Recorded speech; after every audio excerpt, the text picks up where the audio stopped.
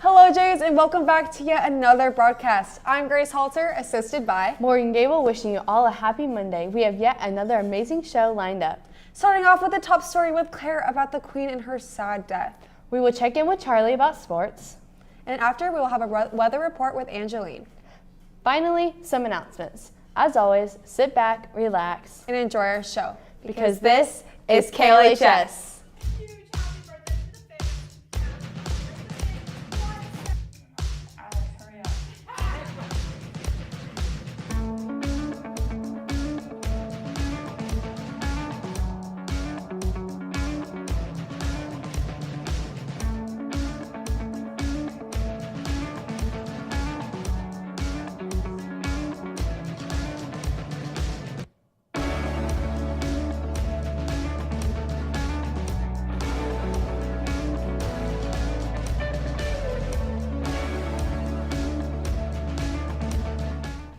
It is so sad to hear the Queen died. I know. I wonder when her funeral is and who is going to be the next king and how the family's doing. Well, luckily all those questions will get answered by Claire, so let's head over to her.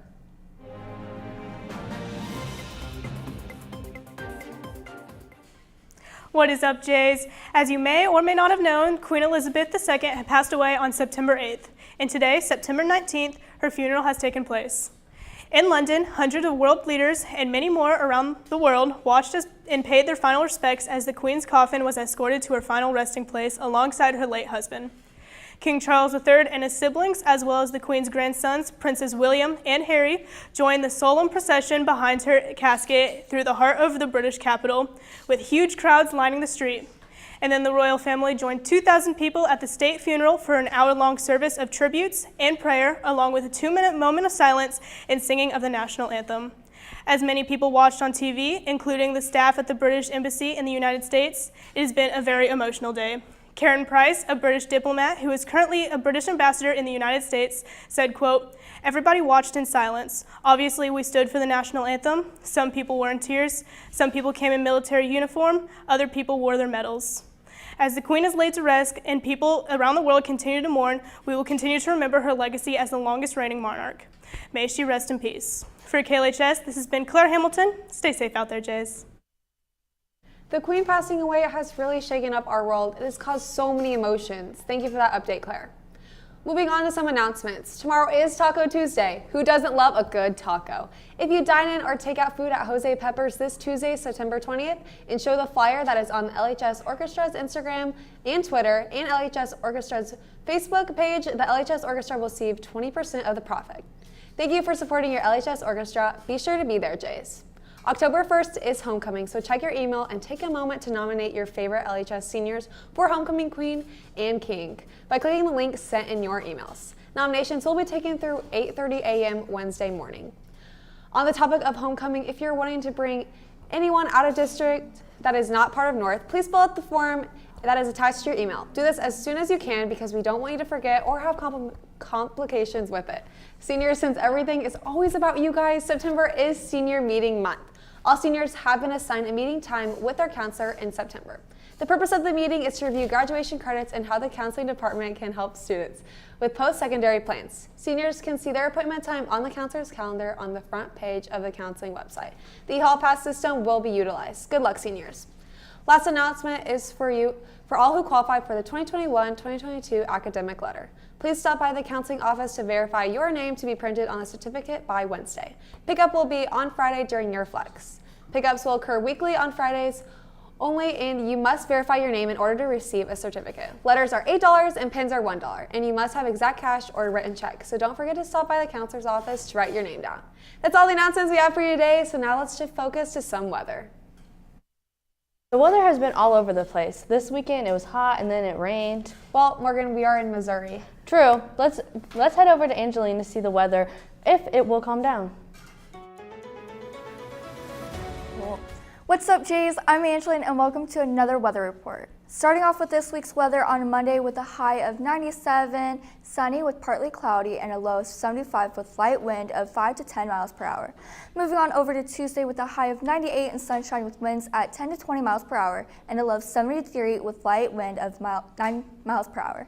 Wednesday is going to start off with a high of 84 with sunshine and mixed clouds and a low of 55 with a 60% chance of occasional rain showers, so don't forget your umbrella. Moving on over to Thursday with a high of 63 with an overcast and a low of 54 with cloudy skies. That's all I have for you today. I'm Angeline Starr signing off from KLHS. Thank you, Angeline. The weather looks like it's going to be hot. I'm so ready for fall. I'm waiting for some consistent chilly weather. Since we are on the topic of fall sports are still going on, and I wonder how the volleyball team did this weekend. Well, Morgan Charlie has all the information, so let's go to him.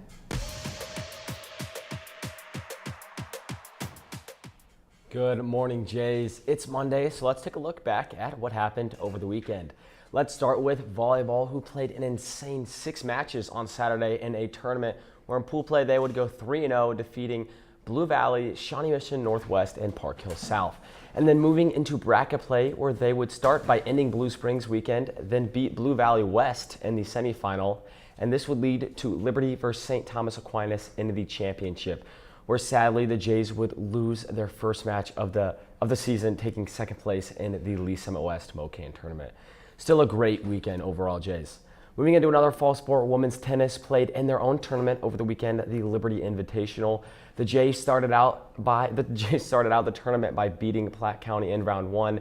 Then in round 2, the Jays took down Kickapoo, and in the finals, it would be Park Hill standing in the way, but not too much of an issue for Liberty as they would beat them, taking first place. Congrats, Jays.